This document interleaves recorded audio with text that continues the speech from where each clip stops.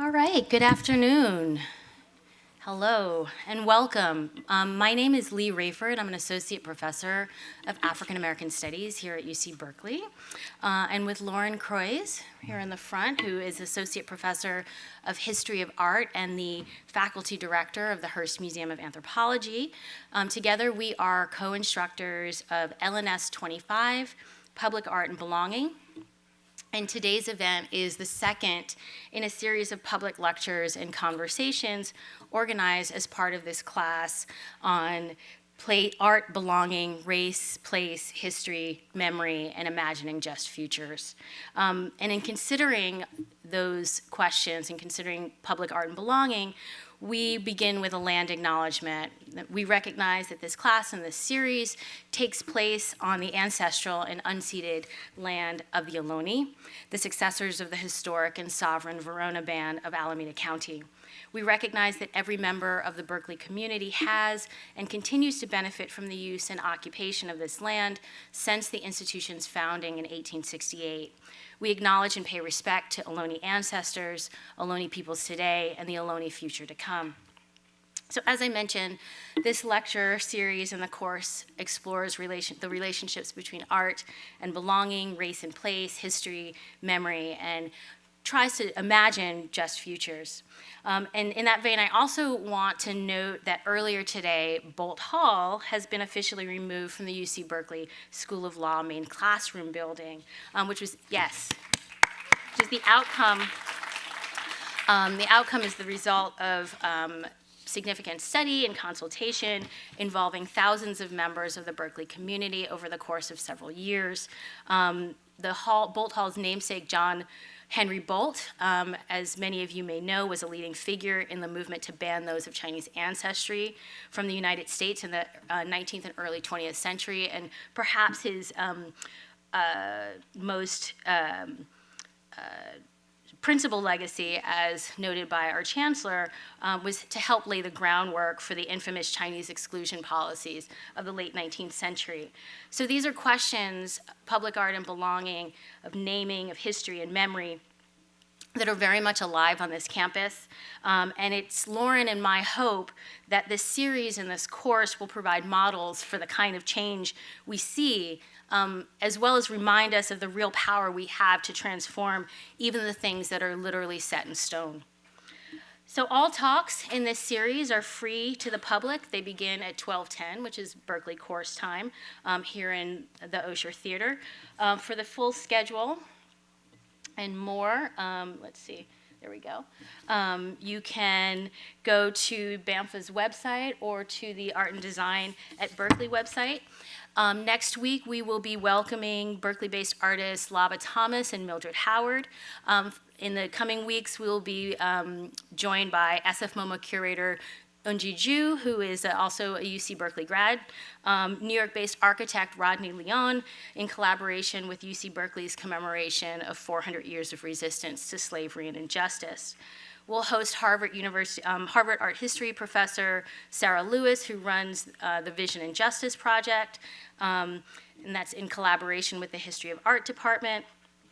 Also, Oakland-based artist Sadie Barnett and SF Experimental Space Programmer Dina Beard, Oakland-based artists Jesus Barraza and Melanie Cervantes, who will be talking about Dignidad Rebelde, Chef and James Beard Award winner Bryant Terry, in celebration of his forthcoming book, Vegetable Kingdom, dance director of the Alvin Ailey American Dance Company, Ronnie Favors, Cafe Ohlone co-founders Vincent Medina and Louis Trevino, artist Kanapuhanska Luger in collaboration with the Arts Research Center, and we'll conclude with playwright Justin Chin in collaboration with TDPS, who'll be mounting Chin's play Snowflakes or Rare White People.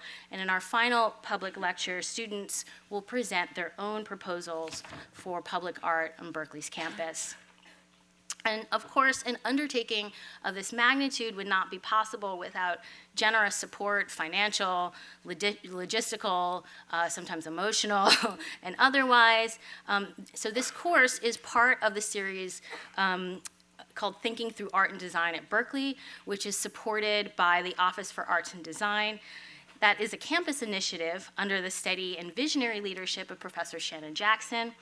The Art and Design, Office for Arts and Design connects and fortifies the creative life of departments, schools, centers, museums, and student clubs throughout the Berkeley campus and in the Bay Area regional collaboration.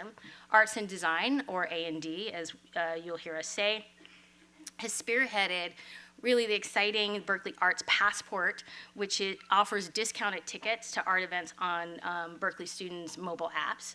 It offers course grants in creative pedagogy.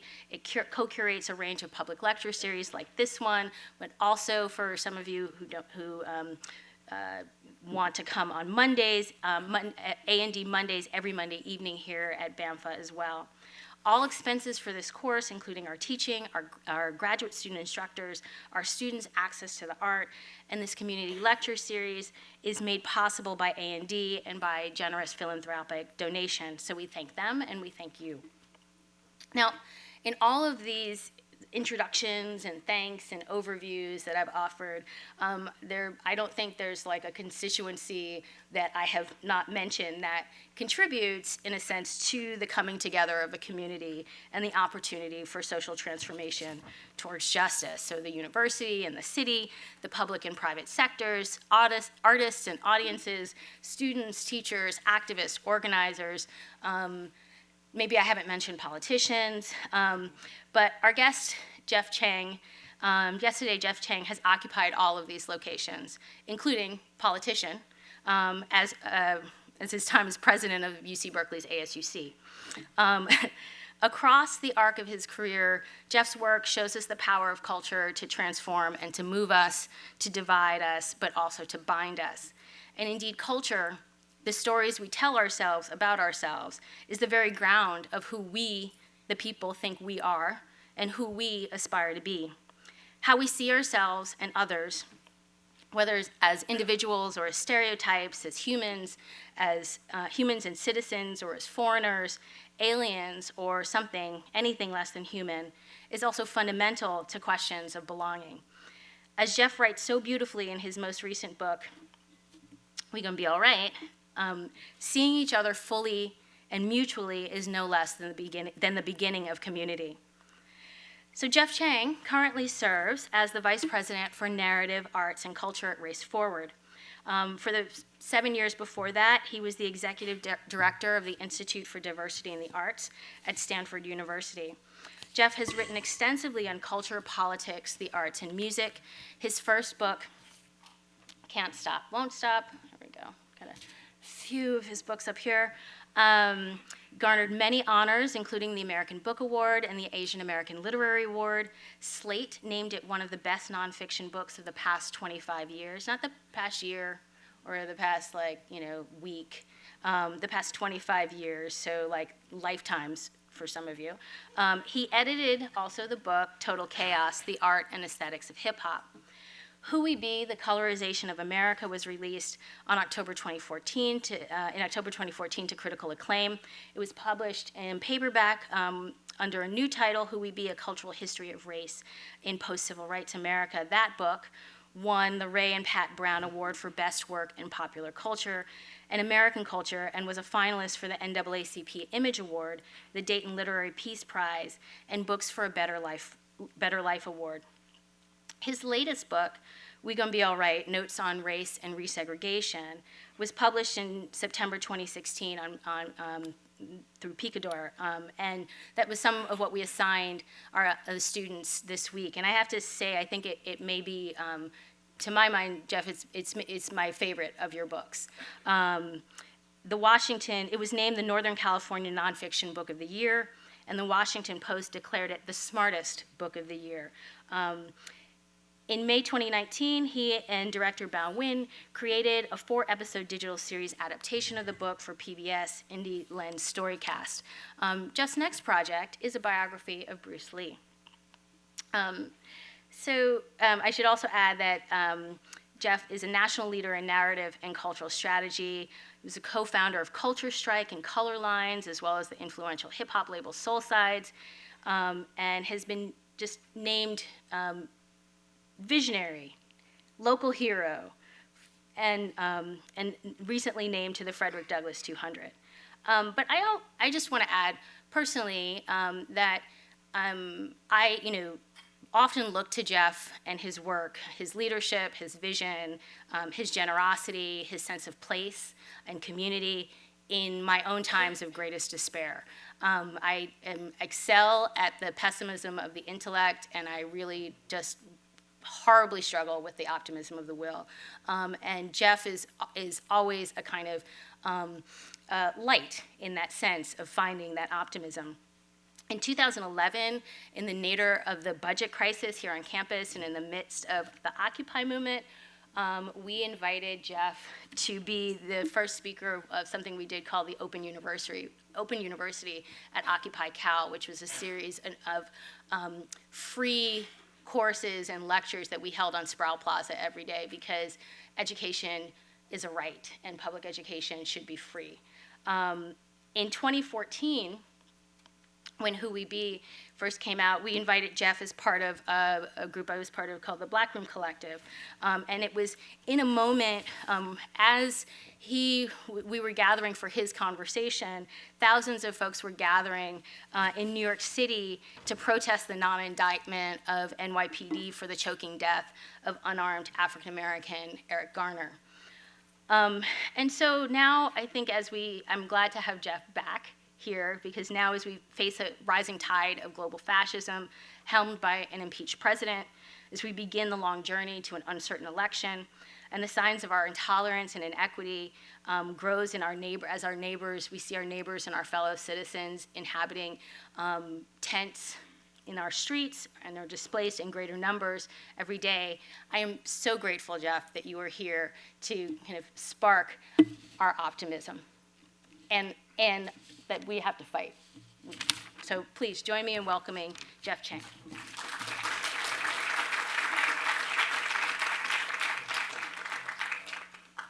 Jeff's also my neighbor, so also why I'm just like super psyched to have him. Neighbor? Yeah.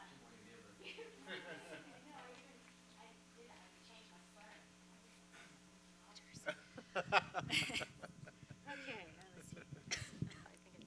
Hello? Okay, great. Hey. Hey. So where we wanted to start, and just to sort of lay some groundwork for all of us, is with the sort of seemingly simple question: how do you define public art, and why does public art matter today? Okay. Seemingly simple, yeah? Actually, really kind of difficult. I mean, maybe the way to define it is to tell my story. And to say that I guess maybe everything I know about art, maybe not everything, but almost everything I know about art, and I say this a lot, I learned through hip hop. So I learned through teenagers, and I learned through teenagers of color, black and brown folks mostly, who I could relate to, growing up in Honolulu, Hawaii. So, before, I knew about Richard Serra, and Tilted Arc, or Maya Lin and the Vietnam War Memorial, or Daniel Martinez and his Whitney Museum protests. I can't imagine ever wanting to be white. Before I knew any of that stuff, I just was a kid that was really into hip hop. And the thing that I was into the music, of course, but I should show you this. I've got this slide here. I went backwards, yeah. I have to go down. And thank you for that photo. That makes me so nostalgic, actually. Yeah, I was like a kid growing up in Hawaii and seeing these videos and these pictures and books and magazine articles and all that kind of stuff of kids, teenagers who had built this subway art movement, the subway graffiti art movement, like Don D. White, rest in peace. This particular picture kind of gives you an idea of the size of what it is that they were doing. They were called masterpieces. And so growing up in Hawaii, we got this book. I saw this book in a bookstore, and had to have it. And it's become sort of a legendary book, Subway Art by Henry Chalfant and Martha Cooper, which was pictures of a lot of these pieces, and we'd study them and we'd, copy them. We'd tear pages out and share it with each other.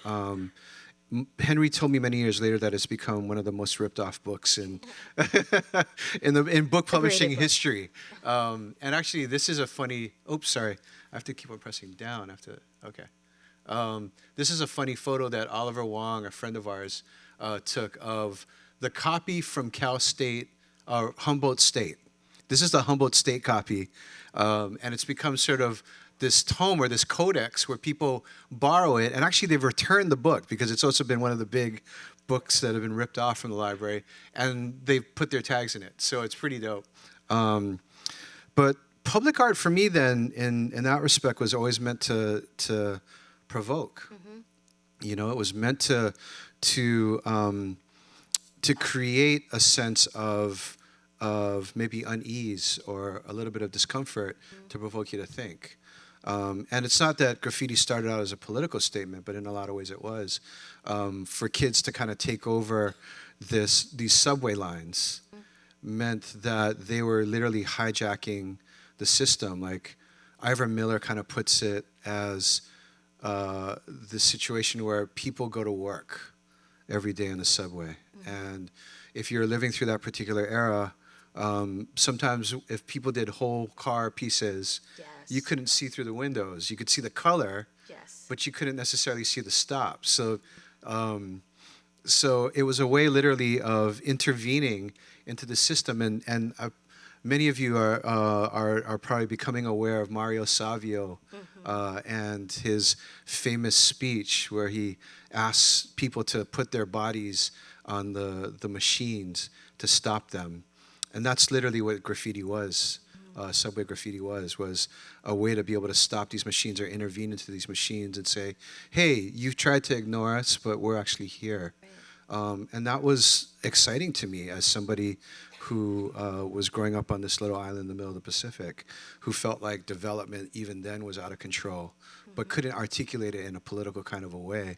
So I was mad at concrete and the way that I took it out, all this concrete being poured to put up these buildings. Like, there's this famous song in Hawaii, The Beaches They Sail to Build Their Hotels. My fathers and I once knew as one of the lyrics from this song, Waimanalo Blues or Nanakuli Blues was the original. And that's how I felt. Like I heard that song on the radio and that's how I felt. But graffiti was the way for us who are from the next generation of kids, not coming up necessarily with folk music, but with urban art to express ourselves. So I guess that's not a way to directly define public art, but it's a way to say what it meant to me, and how it's shaped my understanding of what it needs to do. It's to create communities and to provoke communities to move towards more justice, more equity, more recognition of those who are at the margins. I mean, what's amazing about that? I grew up in Harlem, right, in the 70s and 80s, and so was surrounded. Rode the subways all the time, and of course, graffiti was, was considered a menace, and the subway cars completely changed, right, so that they became graffiti-proof.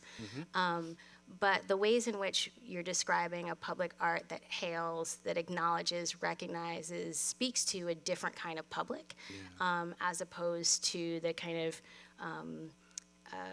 banal stuff in like corporate courtyards, right? And so, I mean, I think that's really important about the different kinds of publics that get constituted, through public art. So. It was sort of, I mean, you were that age, so you were, I imagine that you were running around with a marker as well. I don't want to out you or anything. I was too much of a goody two-shoes to run around with a marker. I actually did try and graffiti once in my house, and that didn't go well for me. But, I mean, but that same sense of of kind of outrage and also needing to be seen, right? And needing to be seen in public. That was actually what motivated my tiny, home protest. I would love to have seen. Well, no, maybe not. But I guess what I was going to say is to build on your point, right? It's this idea of constituting a public that's been there but considers itself a hidden, a marginal, a sort of subterranean public, and that, of course, this is an era in which young people of color are completely abandoned. And that if you're in Harlem, if you're in the Bronx, if you're in Brooklyn, like it's not hip like it is now to be from there. You were the children that were forgotten. There was a famous whole car thing called Children of the Grave, actually, and by Scene and a bunch of other folks. The graffiti artist was literally named Scene, and the piece, the piece was these masterpieces. They started off as kids writing their names, and then they stylized their names. They put arrows on them, and then they start like this great graffiti pioneer, Phase 2, who recently passed, who is so influential to all of us. They start like making them into block letters, and they create these new fonts, and they add all kinds of different types of things. Phase 2 graduated into putting in arrowheads and Egyptian hieroglyphics, and developed a whole sort of visual language around it. And then these moved from being below the window to being above the window, and then they moved to being whole cars. And so this is literally the development of a visual style and genre that is deep in so many kinds of ways, and is literally meant to say, we are here. Like, you wanted to abandon us, you wanted to suppress us, you wanted to ignore us, you took money out of our schools, you wiped out all of the social services, but we're still here, and we're letting you know. And so the thing that you talked about too is they made graffiti proof things. There was literally a war on graffiti, which became the war on youth and set the tone for the war on drugs, which, as we all know now, has been a war on people of color, right? That began with graffiti in the 60s and 70s. And so it was the type of situation where these laws were designed to literally contain young people who were left out. But the point I was going to make is that with this particular kind of development of style, there is a concomitant backlash that's coming from the government, and part of this is trying to figure out ways to technically wash the graffiti off. And eventually, and this is called the buff, they literally call this the buff, and eventually in 1989 they figure out a way to make cars and clean the system so that it's impossible for young people to be able to paint the cars. And at that time, one of the most famous artists, let me show you this image that he did. Lee Quinones, Puerto Rican artist, who did these whole cars that were political statements. He made a statement that if you buff history, you get violence. If you buff history, you get violence. And that's something that's kind of remained with me.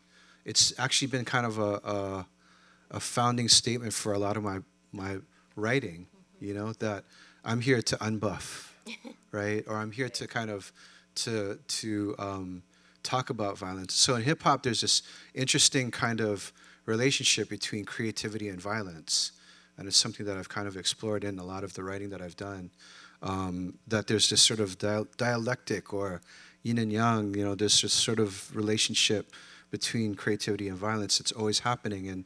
And Lee making the statement, if you buff history, you get violence, is stating that is stating that the violence that's suppressed us is the same violence that we're trying to counteract, and the violence that you use to suppress the creative acts that we make is not going to erase the history. You can try to erase that history, but it's going to come back like a balloon. If you press down on a balloon, it comes back, and the air displaces to another type of thing. So That's a lot of shit that I just said. Well, I mean, it's great shit. But what's interesting too is that, so, you know, I mean, that graffiti and that's the development of a visual style fundamentally transformed, you know, our visual landscape. It transformed, right, fonts. It transformed, you know, it's had a profound impact on art. And I'm even thinking, I think Lee Quinones just had like a show in a gallery in LA, and Martha Cooper has been traveling with her work. And so, you know, so the ways in which graffiti has sort of moved from the street into galleries to a certain extent, but also now we don't necessarily talk about graffiti, we talk about street art. And I'm wondering, does street art still have the power to provoke, or is street art a kind of buffing of history? Yeah. Oh, that's we talk about this like all the time, and I was just talking this morning with a legend from the Bay Area about this, and you know, it's like with hip hop, with putting rap on record, for instance, right? Like once you put rap on record, it's not about going to the nightclubs anymore on the weekend to see the group. You can now literally, wherever you're at, you could just have the record. And now, of course, it's even more portable than that. It's an MP3. It's digital. It's not even physical anymore.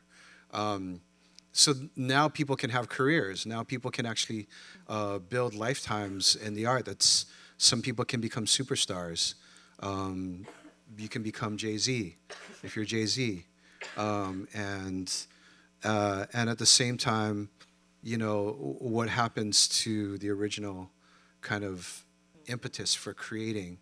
And so street art was, I think, embraced. And actually, you know, let me just pause there and just say that this is like the fate of so many artists, right? That you have a patron, and that patron may be Sprite, you know what I mean? Or you have like a fortune and you're able to do whatever you wanted to do anyway. Like you've got that privilege because you've got all that money. So artists have always lived in this kind of, you know, difficult kind of relationship to the system of capitalism. And graffiti, of course, began as this anti-capitalist type of thing, right?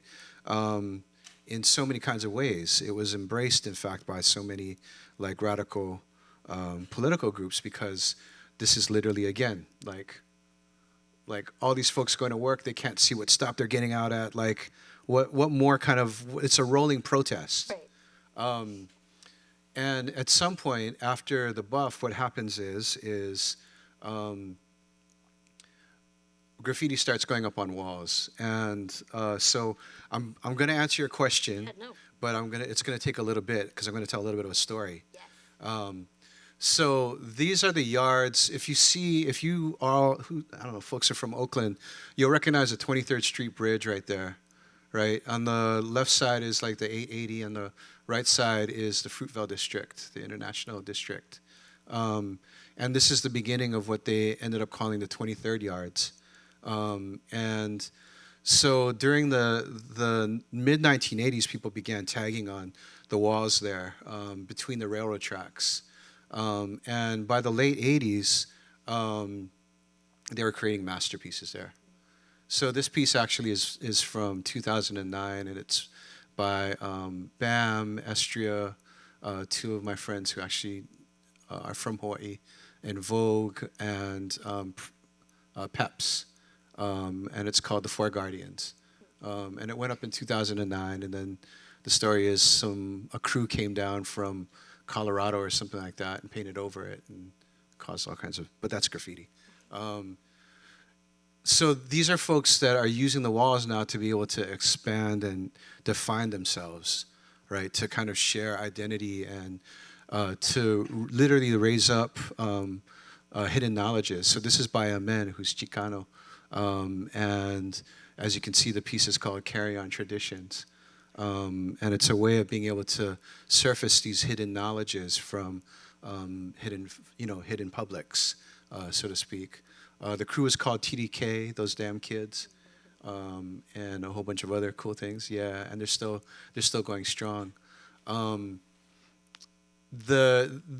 23rd down to Fruitvale Station and a little bit beyond was the Oakland Wall of Fame. And it's actually still there. There's a lot of still pieces up there, although it's not as actively traveled as it was back then. But between like 1987 and the early 2000s, it was like a hotbed. Like people came from all over the world to actually see the pieces here and to make pieces here if they could, if they were, if they were given permission, if they were down with the crews, and this was what it looked like, literally all day, every day.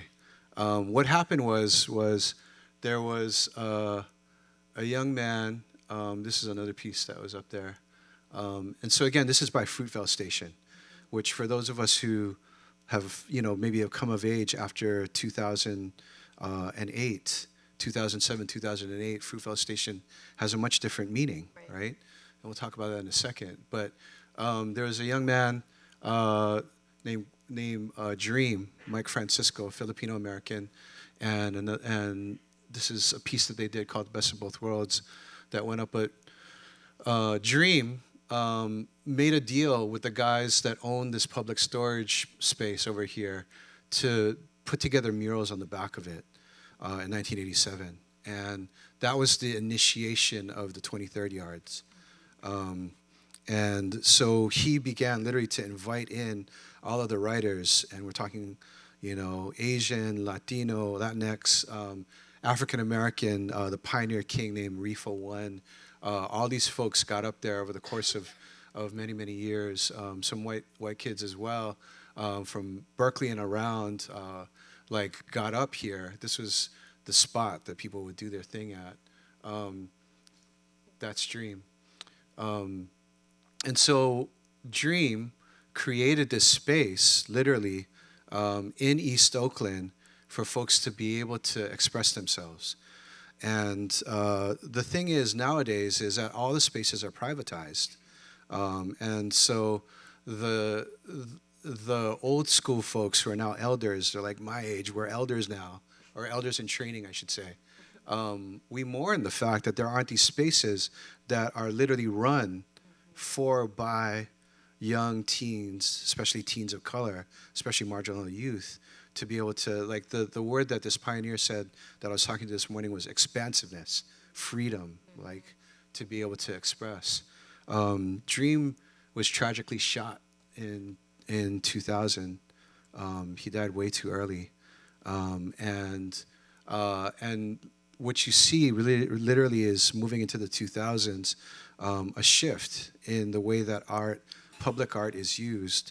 And so, of course, 2008, Oscar Grant is killed at Fruitvale Station by Jonas Mezzoli. We begin to see a lot of protests that are coming out. And this is a period now where people are literally trying to create I think of this as public art. They're trying to create a new public in the streets. And this is at the same time that the housing crisis has happened. People are buying up, speculators are buying up land, they're buying up houses in these neighborhoods that many of us came from or, we're living in. And the public has changed. And so in a really weird way, what happens is a lot of artists end up becoming heralds for these folks who are buying this space up, right? They buy the space up, the folks say, oh, let's throw a mural festival, right? Let's do something that will signal to people that it's safe for you to be here, right? And so you actually see literally between 2008, 2009 through 2000, through now, graffiti actually being used in these neighborhoods that speculators that have come in to buy up the land are being able to use to say, hey, you're welcome. Like all of you folks with money are welcome to come and live in these neighborhoods now. And that's been a very, again, this is why we talk about this kind of stuff all the time, right? Is the nature of graffiti in this particular instance has changed. It's gone from representing hidden publics to sort of recreating, the structures of domination and oppression. As a kind of an invitation, but the artists themselves end up displaced, right? Exactly. Their art can be there, but they can't afford to live in those places. And I wanted to ask you one of the things you write in the chapter, Vanilla Cities and Their Chocolate Suburbs, you talk about specifically processes of gentrification, right? And you write, gentrification is capturing urban rage over massive displacement, the affective fallout of root shock and cultural clash, as well as the class stakes of eviction and redevelopment. And I think but you go on and you argue that gentrification is a peculiarly small frame for trying to understand these paradigmatic shifts. And so can you talk to us about why gentrification is too small a frame to understand this history? It's too small because it doesn't take account of the people who are displaced. And that makes sense because the battle is about preserving the right to stay in place, right? And the effect of displacement is root shock, what Thompson Fullilove calls root shock, this sense of a community being destroyed, of the signs and the relations and all of the things that put you in place. And God, you're going to have Mildred Howard here. Mildred's a perfect example of what so many folks in Berkeley literally have been fighting for, to try to stay rooted in place and the history of the neighborhood. And it's not about nostalgia, and it's not about sort of this bland kind of, preservationist kind of ideal, right? That's a whole other kind of thing. This is literally about where are poor folks, where are folks of color going to go? And gentrification, the word gentrification is centering the wealth. Gentrification, right? So it's centering the wealth that's coming into the city, and the speculators and the capital and the banks and all of those kinds of things that are coming into a neighborhood. But it's not describing what was there before and what's going to happen afterwards to the people who made that neighborhood. And so in the Bay Area, what happens is the money comes in, the speculation happens, the houses that are completely unlivable are now still going for $600,000 or $700,000, right? And the people who lived in those neighborhoods are displaced to the fringes, right? So people now commuting from the Central Valley, from Tracy, from Antioch, from Stockton, from Los Baños, to come to work in the Bay Area. They're needing to travel 2 and 3 and 4 hours to be there, while the people who can afford to live in the city can get on the BART and go 2 stops to their job. Well, I won't name any particular neighborhoods because I don't want to necessarily, but you know what I'm saying, right?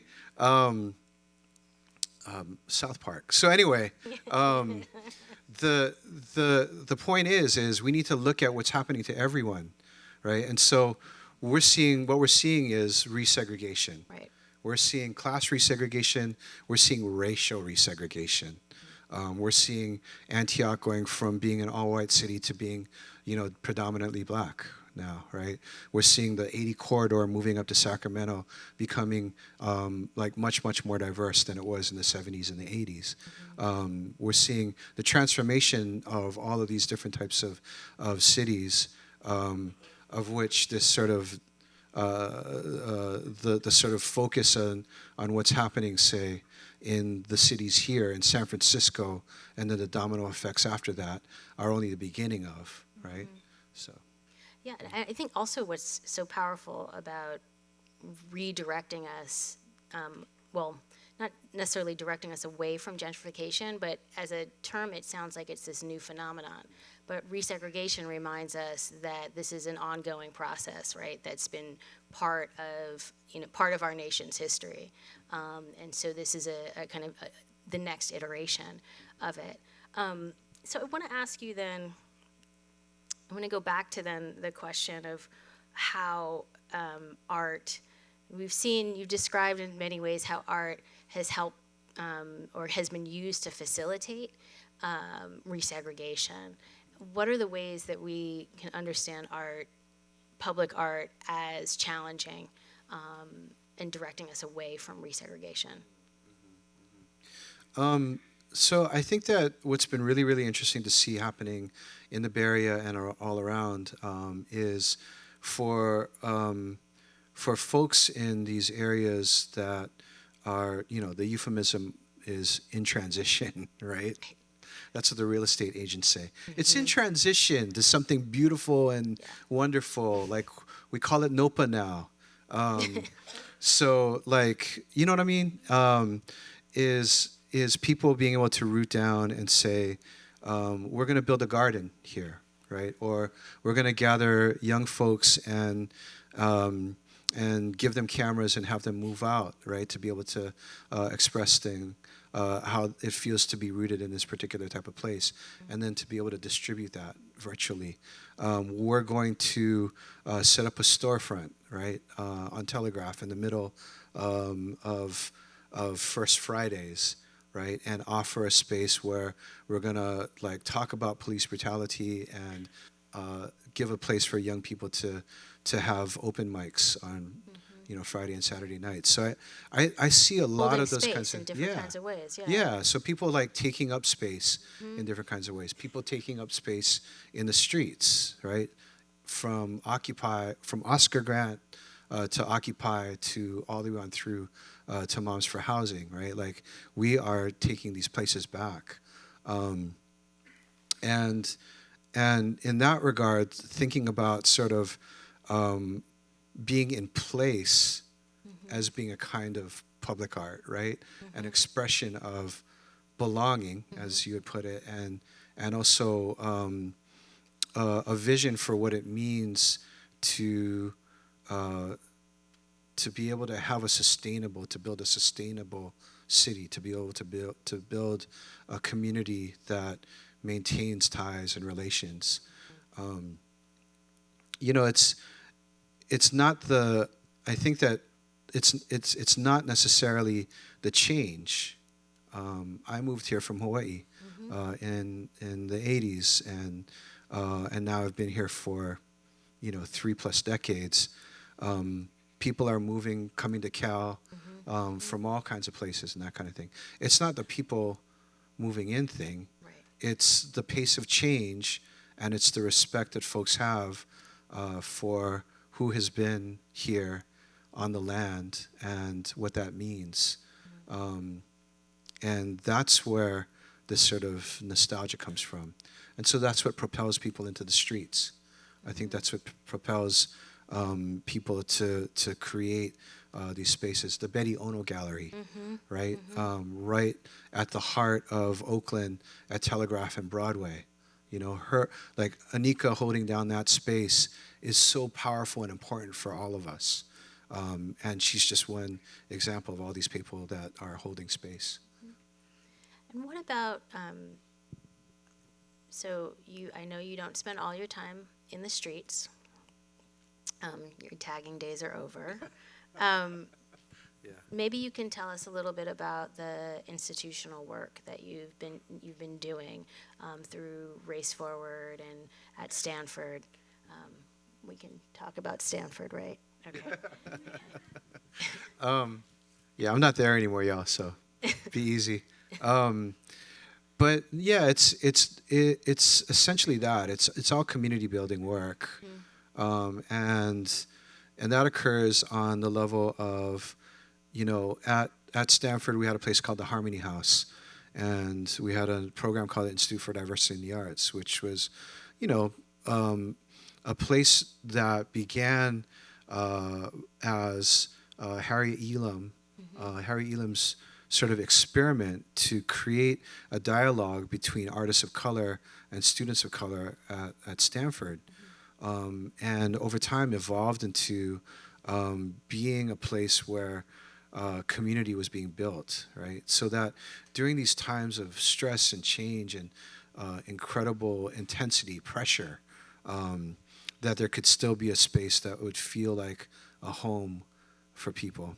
And that would be attached to the community. And we were inspired by the history of the Committee on Black Performing Arts, which began in East Palo Alto in the 1960s as an extension of all of the Black Power activity that was happening there, the organizing that was happening, the education, the college that they set up there, Nairobi College. And there was a sense that had been lost. And so having like this bridge to the community in the midst of all of the Silicon Valley wealth, to be able to have people rooted in themselves, their identities, in each other, the community that they could create, and the communities that were there before. And so that's the kind of work that I did and is continuing now in incredible ways under Alon Holt. And at Race Forward, we're trying to do that kind of work across the country. So in part, it's about looking at the art world and saying, where are the places that we need to create openings, spaces for more equity, to be able to push the art world closer towards justice. And that means bringing in equity trainings, providing a space for folks of color in the art world to be able to come together and talk about things that need to happen in their institutions. And it's about trying to support organizations led by people of color. Overwhelmingly across the country, arts organizations that are led by people of color have budgets of less than $250,000.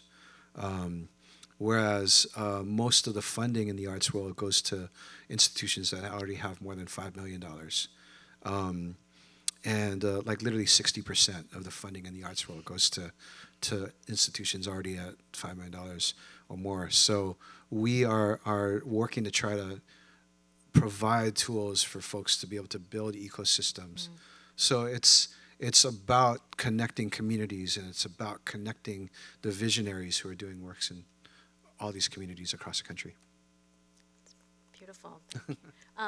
This may be a good time if you, the video about East, yeah. So I had all these cool videos. Oh, okay. No, I just had all this cool stuff that I put in there. I did want to show this, though. Can I show this? Yeah, please do. I feel like this is really important. Yes. How many of you have seen this map before? Oh, good. About a third of you, yeah? So this map goes back to the 1930s, 1940s, and was a map developed for the feds in conjunction with banks to look at areas that they would invest in, that they would provide funding to, right? And so this is where the term redlining comes from, right? The neighborhoods that are in red are high risk for bank loans. The areas that are yellow, as you can imagine, a little bit better. Blue, cool, very cool. And green, of course, like, we definitely want to give those folks money. And as you can tell, right, there's a pattern here, right? Like, you could see, I got a pointer here. Oh, yeah. So I can, right there is UC Berkeley. So this is where we're at. We're right there, right?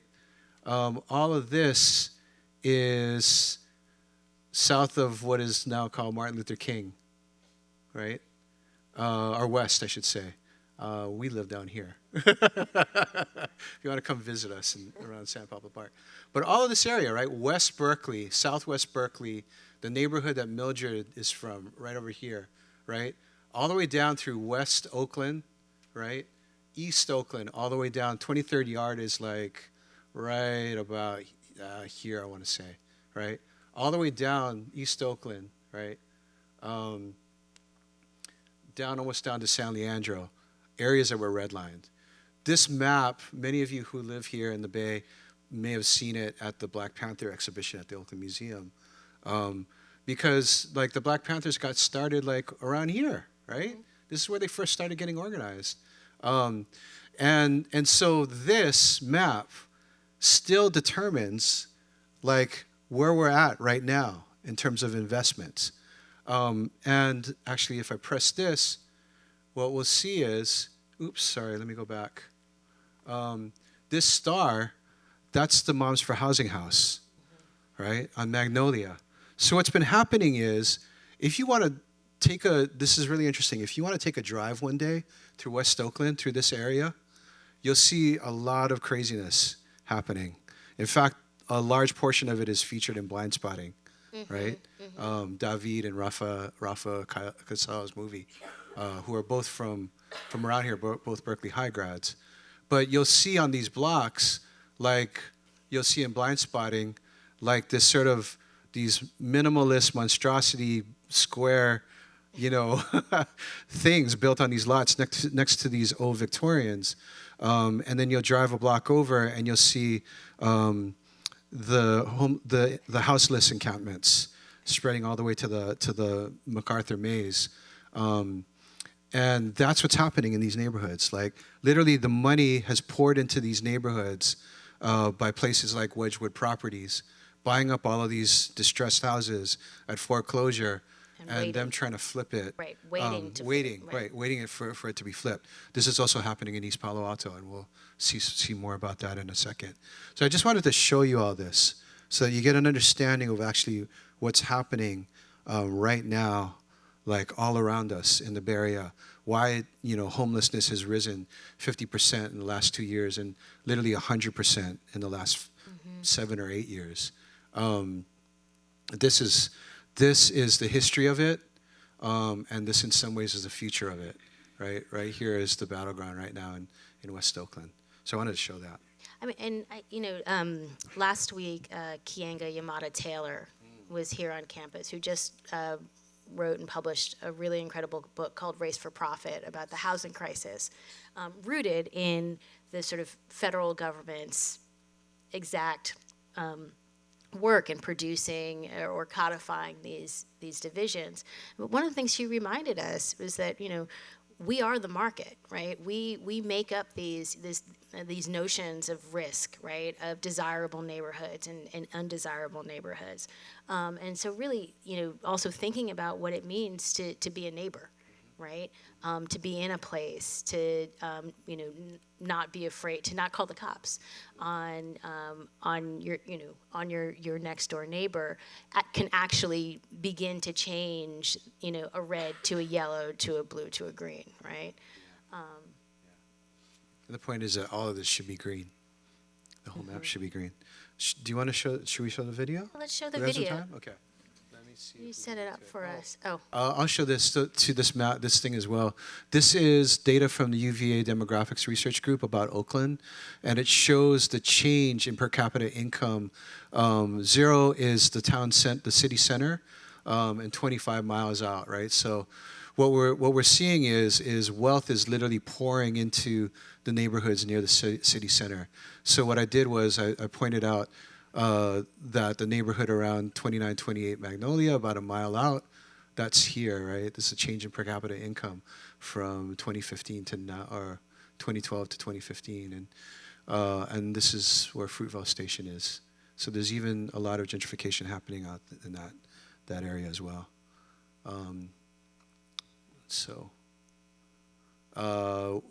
Wynwood District, where Art Basel is held, another neighborhood, formerly largely Puerto Rican neighborhood, now completely gentrified. And there's a great struggle now in Boyle Heights around this particular kind of question. So it's not obviously just happening in the Bay Area. But, like this is a Kenny Scharf mural.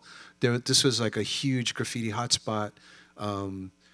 My friend says we're now living through the Wynwood era, where literally like this goes from being a Puerto Rican neighborhood with like a lot of graffiti artists working in the area to Art Basel and complete gentrification in 10 years. So I just wanted to point that out as well. And I love that image. But here's the video. Shall we rock? Yeah, just set it up. If you could set it up for us. This is the first episode of our series, We Gon Be Alright. It was made for Indie Lens Storycast. It's on YouTube and also on Facebook Watch, so you can see all 4 episodes there.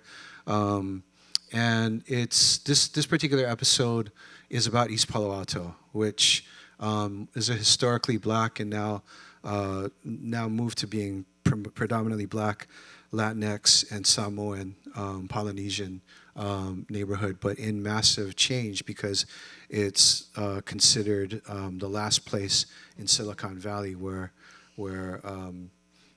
people, quote unquote, can find an affordable home. So, but affordable to whom is the question that Isaiah raises. So yeah, here we go. It's a struggle to try to find anything affordable in East Palo Alto anymore. Then I have to create space for myself because there's no home for me. Not any longer.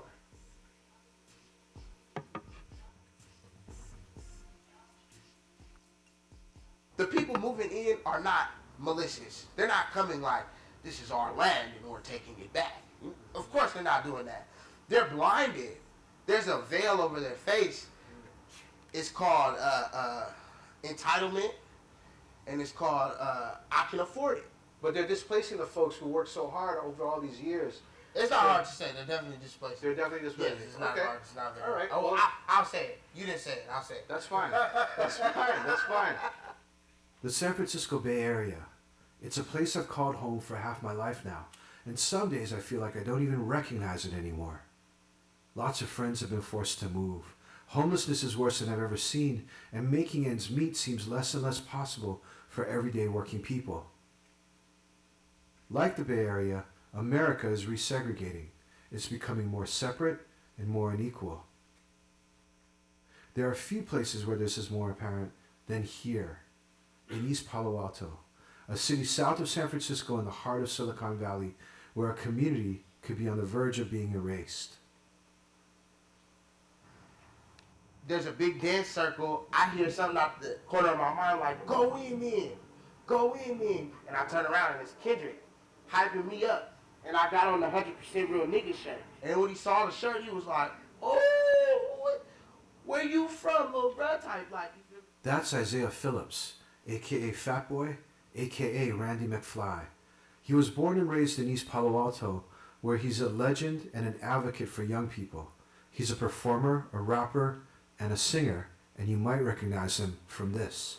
You were representing East Palo Alto, representing the Bay in Kendrick Lamar's video All Right. What makes somebody from East Palo Alto different from somebody born in the rest of the Bay Area? There's an authenticity of self and of self-awareness, of self-efficacy that you can't get from people that didn't grow up in a place like East Palo Alto. My mom used to tell me, when you see the crowd run towards something, you go the opposite direction. It teaches a young person a valuable lesson that sometimes you're going to stand alone. So this was a spot where you got to basically practice your craft. Yeah. They had a studio up in here, they had a dance place in here, obviously folks were working on murals here. If you were a young person under the age of, say, 21, and you wanted to be around other people your age and do positive work that involved artistic outcomes, then you were to come to a Mural Music and Arts Project.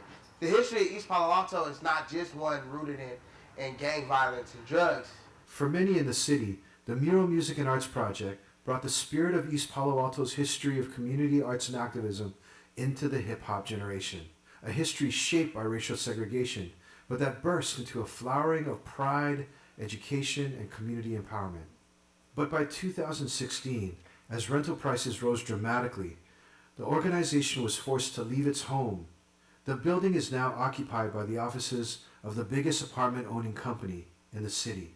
Just one sign of the kind of displacement and resegregation happening here. First housing bubble went up, and then that fell because it was clear that they were giving out all kinds of fake fraudulent loans and stuff like that. Right after that, the housing around here started to bubble because Google's campus was expanding, and then you got Facebook that moved in. If you draw lines from Facebook to Google, you literally draw lines straight through East Palo Alto. This is Silicon Valley now. East Palo Alto has been incorporated into Silicon Valley. All of this stuff wasn't here when you were growing up.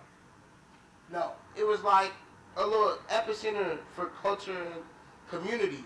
Your record store is not going to make it. And your community dance center is not worth it. It's not worth the space or my time. You know what I'm saying? And you people have to find another place to get down.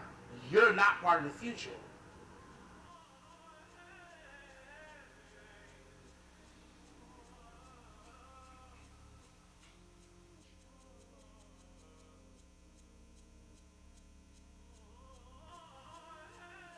So this is the house that you stayed in for 12 years. Yep, from about 6th grade until I was out of high school and living my life. Got some memories here. A lot of memories here. I try to stay away. Just seeing the house in the state it's in right now, like, makes me angry, you know? Because, like I said, I used to mow this lawn.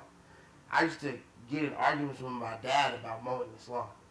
I used to get whooped about not mowing this lawn. So what happened?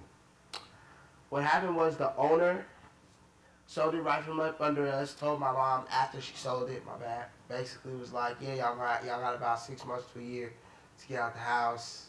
It's sold already. Yeah, my mom, her health was already deteriorating. She survived in that house, I think, like 4 months, 5 months, tops. Wow. She died like a week after her birthday. Like, to me, I feel like gentrification in a way killed my mom in terms of just the fact that she had to move and it took away her power to give to her family. And now that I'm on my own, somehow I don't feel alone. She make it all go my way, yeah. 80, It's a struggle trying to find anything affordable in East Palo Alto anymore. It's affordable to somebody that's making $170,000 a year. The way my brain is now fixated around the idea of home, it has nothing to do with a physical space. It can't, because if it did, then I would be heartbroken. It's hard to think of East Palo Alto as fully the home that I used to think of it as. I think of it now as like, you know, the place that has made me to be who I am. People might say, like, if you don't feel like ownership of this place, like, why don't you just leave? Oh, since you don't feel ownership, bro, just leave. Like that is the story of American colonialization. What does community, what does that word mean for you? It is multiple people in a space that can look at each other and say, I want you to succeed, and I want you to succeed, and I want you to be safe, and I see that you're homeless, and I want you to have a home. Resegregation happens through design, and it happens through apathy. It grows in our lack of care and connection. Silence over resegregation has led us into this tense present. What might lead us out of it?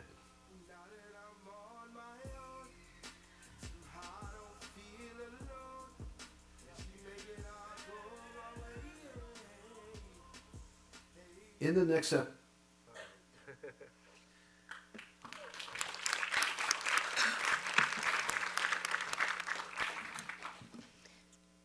Thank you. Thank you. We're going to open it up to questions now. And we're going to start with questions from LNS 25. Nope. Yes. Okay.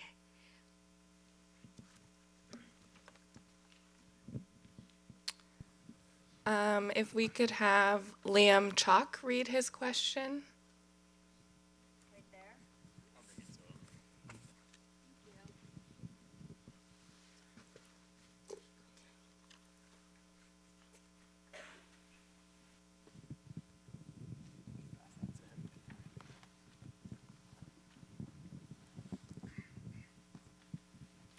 My question was about like community action. So what kind of legislation or community action could people enact in order to facilitate the return of displaced artists into the Bay Area? Wow, that's beautiful. Yeah, there's a lot of There's been a lot of organizing around this particular question, especially after Occupy Oakland, and so I'm not going to do any kind of justice to some of the proposals that have come out of that particular, milieu of organizing. But what I can say is a lot of it has to do with thinking about land in a different kind of way. So the land trust is a really interesting idea, actually, right? And the Moms for Housing piece, the victory that they are achieving, right? It's still in process. We have to be really wary about that.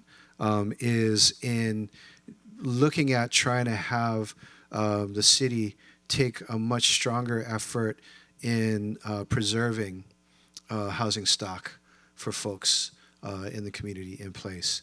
And to be able to, within that, take kind of a priority around what makes Oakland Oakland, right? So Oakland actually has put together also a cultural plan. It's this idea of it's literally called it has, I think belonging is literally in the name of the title of this, and to the extent that those types of things can be brought together, like I think that those kinds of proposals are super important. But it's literally about talking about what preserves the fabric of Oakland. So in the book, we talk a little bit about, for instance, the protests that came out of the backlash to folks calling the police on the drummers, right, at Lake Merritt, or the choir singers in West Oakland, right? And of course, then this turns into a national meme with Barbecue Becky, right? And so like that kind of stuff is crucial. Like trying to figure out like how we prioritize the local cultural workers, the local artistic heroes. And when Mildred's here, you'll have a chance to ask her directly the same question. And she'll probably have a lot more concrete types of answers. But there's no reason that people like Mildred, that artists in this area should be forced to leave. So thank you for that question. Thank you for your response. The next question is from Roya.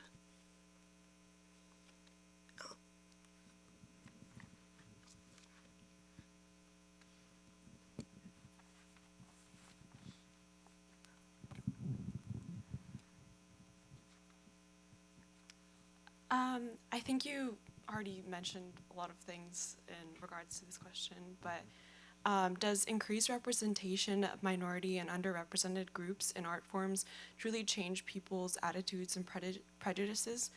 And how can art motivate systemic change, the change that is necessary to achieve equity across the United States? I love Berkeley students. These are the two questions that have literally kind of become core to all of what I've been thinking about and doing since I left Cal all those many years ago. So the question of representation. The reason that we fight for representation, and I have to say this, not just on the screen or in the galleries, right? But in terms of the structures that put the stuff up on screen and put the stuff up in the galleries, right, is really, really critical, not just because we deserve to be there, right, but because we're part of and because we're part of this community, but because it speaks to where we want to go and who we want to be as a community and a society, right? So it's not just about the act of having that representation, right? It doesn't end there, but a story is the basic unit of change, right? A work of art can be considered a basic unit of change.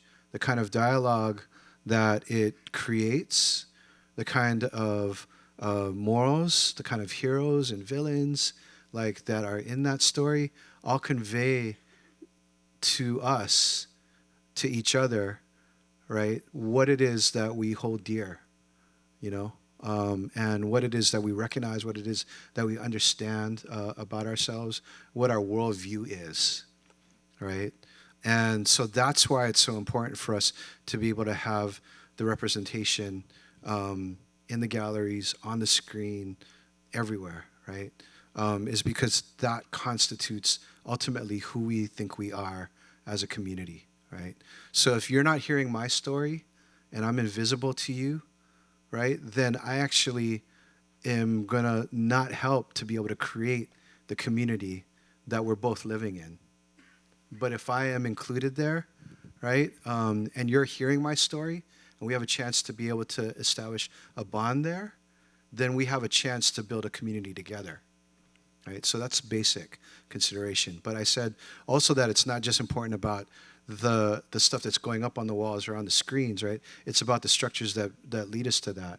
Because actually, it's super easy for Hollywood, for the art world, to shift the kinds of exhibitions that they're doing or to put more folks of color on the screen. It's not easy, but it's easy. Do you know what I'm saying? It's easier for them to do that. Like if you could look at the 90s, right? There was all kinds of black TV shows, right? But there wasn't any kind of structural change behind that. And so it became a fad. And by the end of the 90s, all of the black TV shows have been taken off TV, right? So we might be in another moment like that. If we're not changing the structures and the people whose stories, who embody those stories are not getting into the structures, then this is in danger of becoming another fad, right? We have Black Panther, Crazy Rich Asians, and stuff like that. You don't have folks of color, right, there to be able to say those stories are valid, right? Then when the pendulum swings in the other direction, then it's gone. So the structural stuff is really important. So that's the representation piece. And the question of whether art can really change things, I think I kind of explained, right? The basic way that we change is by changing the culture, right? Cultural change precedes political change is a thing that we always like to say, right? And that, again, begins with the interaction that I have with you or with somebody else in the community, the stories that we tell with each other, right? That comes before a legal decision, a piece of legislation, a policy. It makes it possible for that policy to be considered viable or important or real, worth considering, right? It makes it possible for that legislation to go from being, that's a crazy idea, to being something like, God, we really, really need this, right? That makes it possible for a judicial decision to be rendered because it creates the realms of possibility. It moves it from outside of like the impossible into the possible. So art does that and culture does that. And then when change happens through pieces of legislation or judicial decisions, it continues that process. But it doesn't begin with that bill. It begins before the bill in the interaction that we're having, and often through art. So, yeah.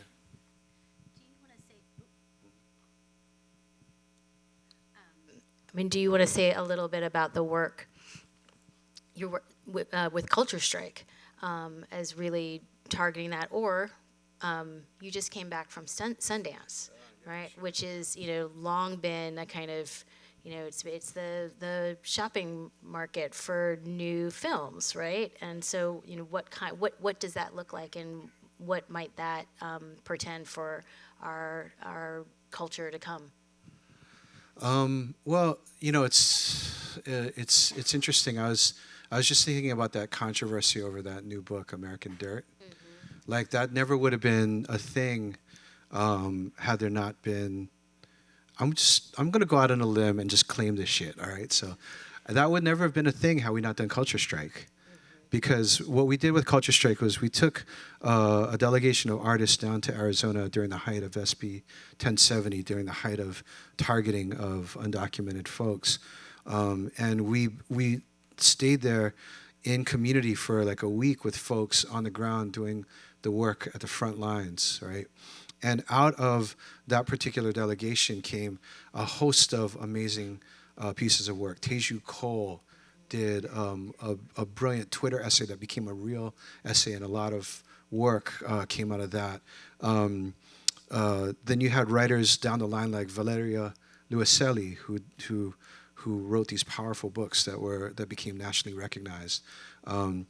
Really, there's a direct line from Valeria's work to this other work that we're all debating now, right? American Dirt. And so, like, I want us to take credit for that, because this was an act of cultural organizing in which we said we need to be able to focus on these types of issues and to be able to allow a way for these stories to be told. The Undocu movement, right? The Undocu artist movement, had been pushed in large part by CultureStr. So the work that we've done, I think, has people used to say it's about just sort of raising awareness or raising consciousness, but it's more than that. It's about this idea of making more possibilities available to folks. Changing the language, yeah. Changing the fundamental ways in which people can see, perceive, and then ultimately incorporate that into an expanded or an altered worldview. Yeah. Great. We have time for non-LNS 25 questions. There, and anybody else? And here. Okay, we'll take those two questions. Thank you. So I wonder whether you have any thoughts about the urban habitat study of the resegregation of the Bay Area, and also about the housing transportation nexus. Oh man, I'm not familiar actually with that report. When did it come out? And maybe could you tell us a little bit about like some of the highlights of it? Wow. Okay, sorry. I took it back. The short version is that Urban Habitat and a number of other organizations are part of something called the Six Wins, W-I-N-S Coalition. And one of their objectives is more housing without displacement. Right. And what they found is that there's a double whammy going on here, which is, more and more people are being forced further out. And as they're being forced further out, they're being forced into places where there isn't good transportation. And you mentioned Antioch, and we have a whole refinery corridor here running from Richmond up to Benicia. And so in the past, we were mainly poisoning white folk, and now we're poisoning more and more people of color. Yes. Well, there's been a continuum there too, right? Like we're talking about West Oakland. We're talking about areas that have high, what's the word? A high incidence of lead poisoning. And we have diesel all kinds particulate matter. Diesel particulate matters. The steel companies, all those kinds of things. Environmental justice has been an issue, obviously, that we deeply know of, and these communities as well, like Rodeo and Richmond, and these different types of neighborhoods have. So that's just a small point. I think the larger point is that we're still dealing with housing that's precarious, that is in many ways unsafe, right? And that's the fact of resegregation, right? The folks are being pushed out, but they're not necessarily being pushed out into places in which conditions are better, unless they are owners, right? And even then, right, you are in a situation in which all the studies show that suburbs that are the less white you get in the suburbs, the more kinds of health problems there are in those suburbs, right? the sort of indicators around education, the indicators around all these other types of things, right? So resegregation is just pushing people from one bad situation to another bad situation in many cases. That's the point that I think you're trying to make. Yeah, ways. and just to add I'm to gonna that. actually, because we're running out of time, I want to make sure that we get this last question. Sorry. Yeah. Yeah. I'll try to keep this not too long-winded. You talked about, and I've experienced for myself, where you see a lot of the artists involved in the community organizing in the movements, and how do we connect the work of those in the movements on the ground, artists, non-artists, whatever, in whatever form you're involved in that space, to those people who are making those political decisions, making those policy decisions. I mean, ideally, we share these stories, or like you talked about being able to share your stories, but in practice, they're not always in the same shared spaces. So how have you seen that happen, or how do you foresee that coming to fruition? Okay. So it's about strategy, right? It's about strategy. One of the, and I said I learned everything from hip hop. One of the things that we saw, for instance, in the late 1990s was as the laws meant to contain young people of color got more and more intensified and stringent, what emerged was a campaign started by hip-hop activists, self-described hip-hop activists, called Books Not Bars, right? And they focused on preventing the siting of new juvenile justice facilities in Alameda County, right? So stopping the building of new prisons for young people in Alameda County. And what they did was they took it to the streets, and they brought people in as well via hip hop, right, to be able to express themselves through their art and that kind of stuff. That's how they organized. They literally use hip hop events to be able to bring folks into the campaign. And then they took that shit to the school boards. They took that stuff to the city councils. They took that to all the decision-making bodies, and they took over the chambers. Like if you can imagine, like a group of young folks not just coming in, but literally grabbing the mic, right, and then doing freestyles about this type of situation, right, about this type of work, and having murals kind of hung up, right, around this kind of work, right. These are the kinds of direct actions that they were doing. Right? So it was literally taking over the city council chambers with hip hop, right? And you better believe those folks felt it. Eventually, they were able to prevent the juvenile justice facility from being built in Dublin, California. And they went on to have a whole number of other types of victories. So it's strategic, right? It's you thinking about how you organize people, right? It's thinking about how you bring people to these crucial inflection points in decision making, right? It's about how you hurt them where they need to be hurt, or make them feel it where it needs to be felt, right? The Moms for Housing protest was a similar type of thing. But I'm just saying that this is a way that you can literally take it to the doorstep of these, not even the doorstep, to their workspaces, right? And influence the things that they have to do in that workspace. Yeah.